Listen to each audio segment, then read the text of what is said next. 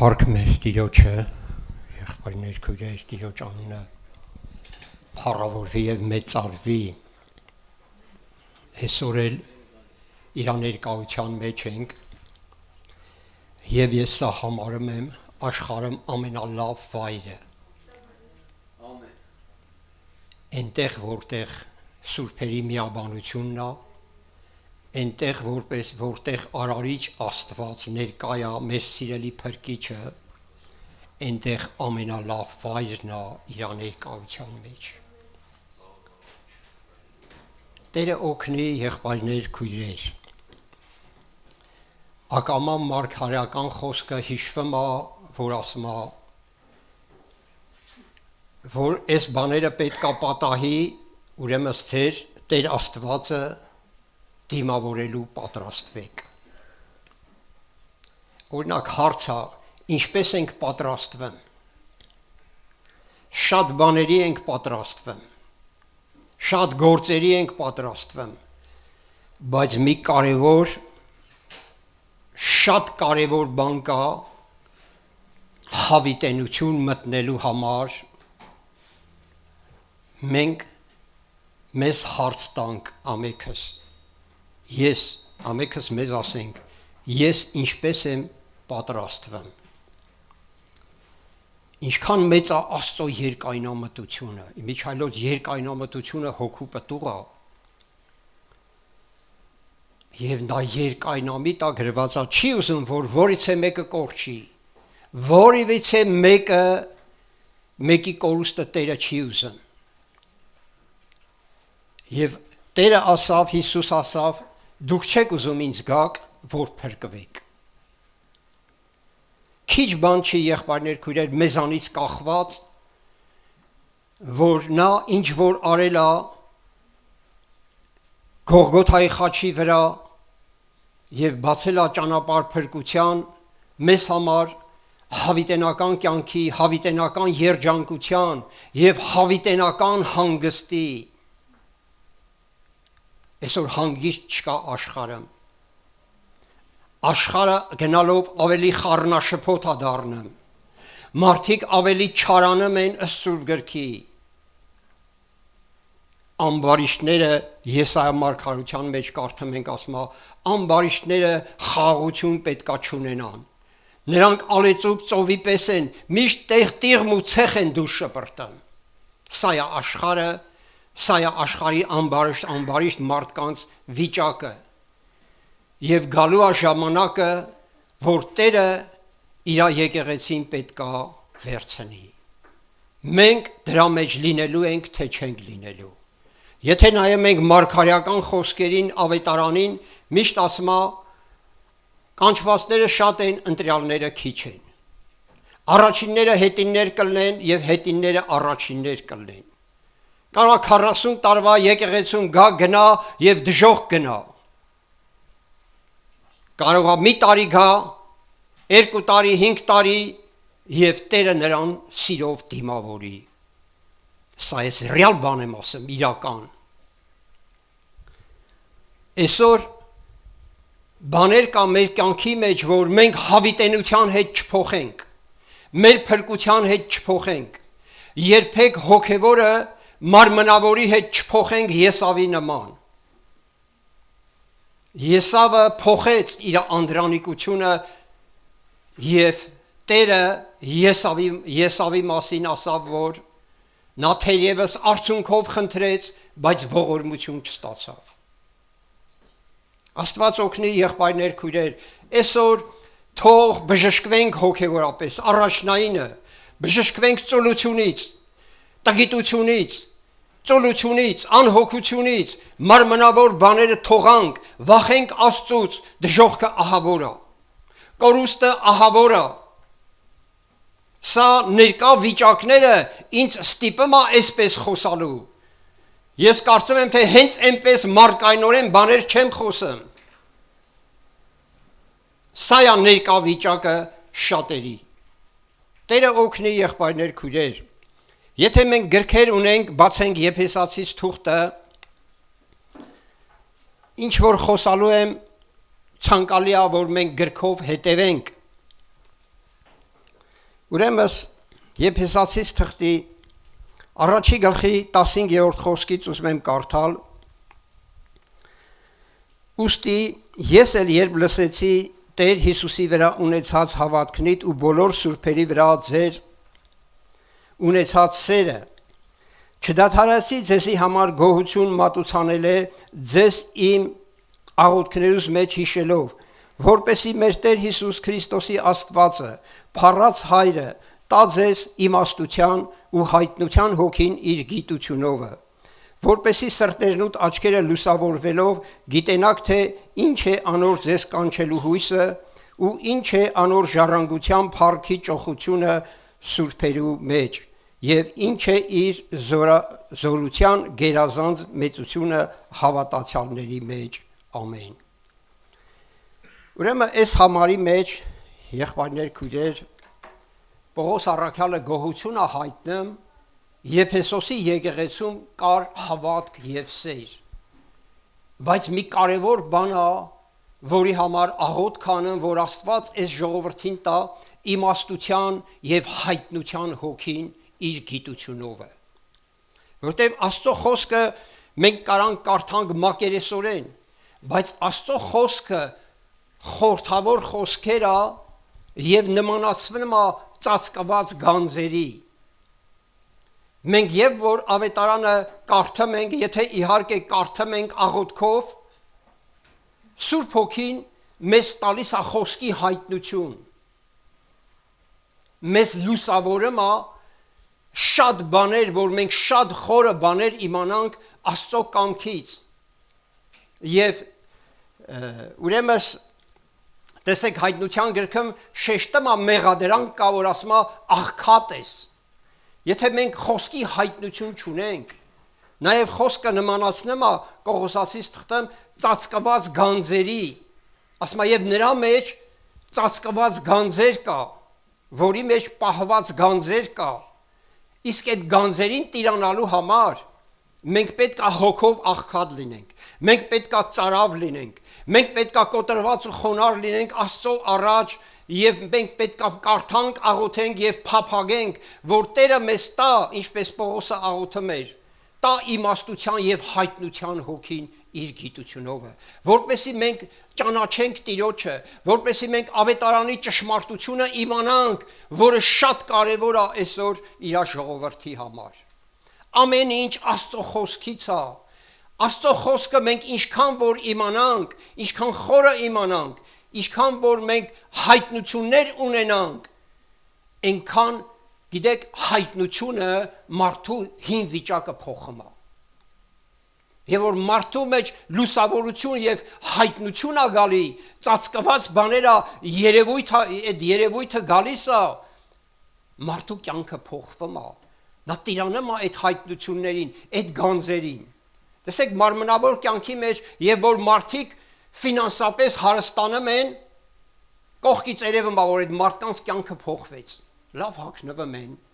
լավ տուն են առնում, լավ մեքենա են առնում, լավ այս կյանքի լավ ապրելակերպ են, ուստի կողքից երևում այդ մարդու կյանքի փոփոխությունը։ Այնպես էլ եւ որ մենք հայտնություն ենք ունենում խոսքից, մեր կյանքը փոխվում է։ Հայտնությունը մեր կյանքը փոխում է։ Եվ ասում է, որպեսի լուսավորվելուց հետո ասում է, սրտի աչքերը լուսավորվի, եւ հետո շեշտում է 3 բան։ Եթե կարդում եք, կարդացեք ինձ հետ 18 խոսքից, որպեսի սրտերնուտ աչքերը լուսավորել, գիտենաք թե ինչ է ձեզ կանչելու հույսը, եւ ինչ է անոր ժառանգության փառքի ճոխությունը սուրբ է, եւ ինչ է իր զորության գերազանց մեծությունը հավատացյալների մեջ։ Տեսեք 3 բան։ Հույսը, որպեսի գիտենաք հույսի մասին է, լուսավորվի եւ մենք իմանանք հույսի մասին, մենք իմանանք նփառքը եւ իմանանք նրա զորությունը։ Հույսը, տեսեք, հավատքը հուսացած բաների հաստատությունն է։ Հույսի մասին ասում է Քրիստոս մեր երջանիկ հույսը։ Նա մեր կենթանի հույսն է, չէ՞։ Մենք եւ որ հավատում ենք, հավատքով մենք հուսացած ենք, չէ՞, Տիրոջ վրա։ Հույսը ակամա, տեսեք, եթե մարդը հուսահատվում է, տեսեք ինչքան վատ է, որ մարդը հուսահատվում է։ Մանավանդ Աստված չանի, որ մարդը հավատքից հուսահատվի։ Օրինակ, հիշում ենք Եղիայի դեպքը։ Օրինակ, եւ որ ես կարդացել եմ, ինչ որտեղ մի քիչ զարմացել եմ Եղիայի վրա, որ կարար 3 տարի ու կես երկինքը փագի, հետո էլի երկինքը բացի իր միջոցով։ Բայց Հեզավելի հալածանքից փախավ։ Գնաց գրված է մի ծառի տակ եւ ասավ. «Ալ հերիքատեր հոգիսար էլ չեմ կարան»։ Տեսեք, հուսահատությունը երբ է գալի, եւ որ մարդը ճնշվում է, եւ որ մարդը նեղության մեջ հանգնում, եւ որ հասնում է դե մարդու ուժերը սահմանափակ է։ Բաներ կա, որ մարդը կարա հաղթահարի, բայց այնպիսի բաներ, փորձություններ եւ նեղություններ կարող է գա, ինչպես Հոբի վրա մեծ փորձություն եկավ։ Մարդը կարող է այլ չկարենա եւ ասի Եղիայի նման. «Ալ հերիքատեր հոգիսար»։ Բայց չգիտեր, որ Տերը իր համար լավ բան է նախասահմանել։ Մենք հաճախ որ աղոթում ենք, հոգսեր ունենք, հենց մենք աղոթենք, ռավոդը վեր կենանք, մեր հոգսը կատարված լինի։ Բայց այս աղոթքին պատկերացրեք, եթե Տերը լսեր։ Բայց Տերը Եղիայի համար ավելի լավ բան ուներ, որովհետև նրան հրեղեն կարգով երկրից պետք է տեղափոխեր երկինք։ Պատկերացնում եք փառք Տիրոջը։ Ուրեմն թող մեր հույսը Քրիստոսի մեջ հաստատ լինի։ Իմիջայլոց Հռոմեացիս թղթի մեջ հույսի մասին մի լավ համար կա օրհնյալ։ Դա գրված է Հռոմեացիս 15-րդ գլխի 13-րդ համարի մեջ, լավ կլի որ բացեք, եթե տեղյակ չեք այս համարի վրայով նշեք։ Արդ հուսո Աստվածը ձեզ լցնի կատարյալ ուրախությունով ու խաղաղությունով, ձեր հավատքի համաձայն, որպեսզի ձեր հույսը առատանա Սուրբ Հոգու զորությունով, ամեն։ Տեսեք, խոսքը առատանա Սուրբ Հոգու զորությունով։ Կարևոր է հույսը եւ փառքի մասին եւ ասում է լուսավորվի եւ նրա փառքն էլ մենք իմանանք։ Տեսեք Պողոսը վկայում է Ֆիլիպպեցիս թղթում կարդում ենք ասում է թե իմ ապրելովս, թե իմ մեռնելովս Աստված պիտի փառավորվի։ Եվ իրապես փառավորվեց առաքյալի ամբողջ կյանքի մեջ փառավորվեց Հիսուսը։ Եվ մինչև նահատակվելն էլ նահատակվեց, գլխատվեց եւ իր մահով էլ փառավորեց Տիրոջը։ Եղբայրներ, քույրեր, տեսնում եք ինչպիսի իմիջայլոց առաքյալները վկայություն կա, այդպես երևի թե ճիշտ է, որ առաքյալները շատերը համարյա բոլորը նահատակվել են Քրիստոսի անվան համար, բացի Հովանես առաքյալից։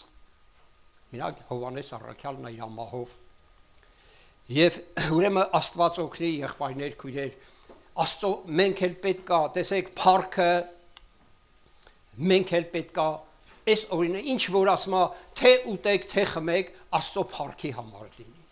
Մենք ինչ որ մեր ունեցածը, մեր ինչքերը, մեր եւ այլը, մենք պետք է ջանք անենք, որ մասնակից լինի դա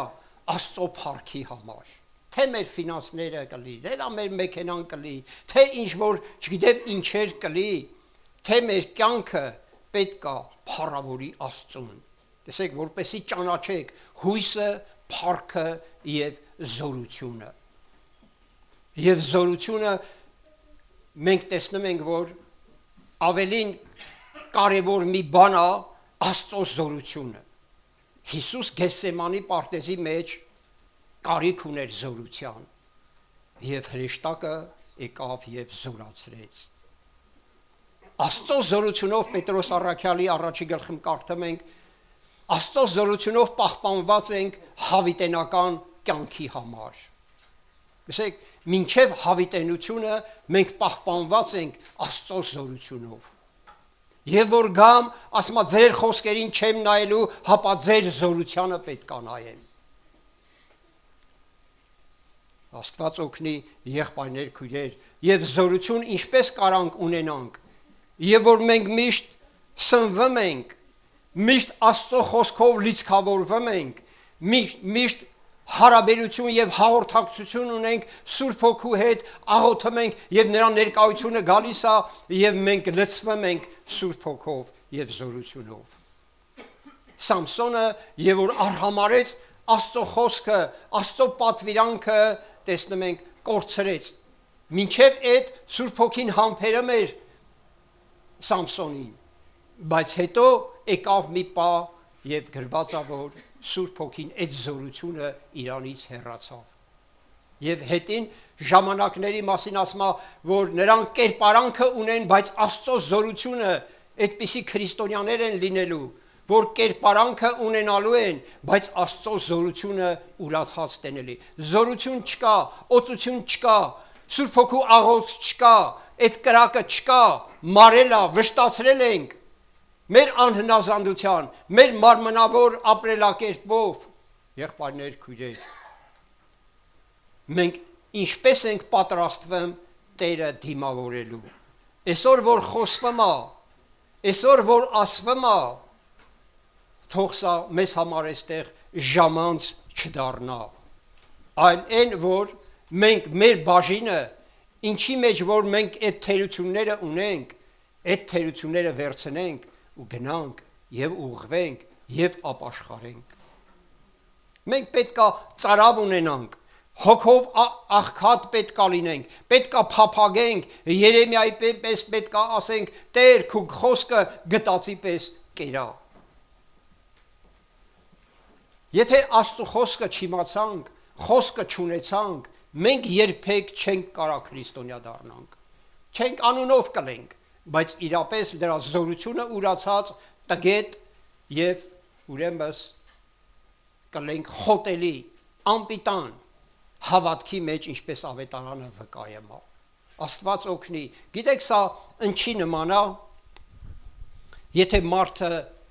չունի հայտնություն, չունի խոսքը, չունի այդ իմաստության ու հայտնության հոգին եւ չունի լուսավորություն։